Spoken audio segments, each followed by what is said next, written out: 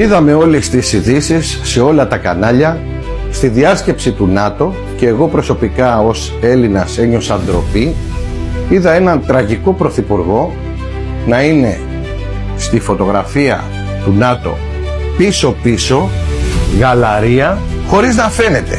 Κανείς δεν τον ήθελε το μικρό στην παρέα. Και το χειρότερο όλων, να ζητιανεύει μια φωτογραφία, μια πόζα, ένα χαμόγελο, μια χειραψία με τον πλανητάρχη εντός εισαγωγικών, τον Τραμπ, ο οποίος ο Τραμπ τον είχε πάρει χαμπάρι ότι πάει πίσω του γλύφοντας και τον απέφευγε με τρόπο πλάτη, μίλαγε στον άλλον, και ο πρωθυπουργός μας μίλαγε μόνος του.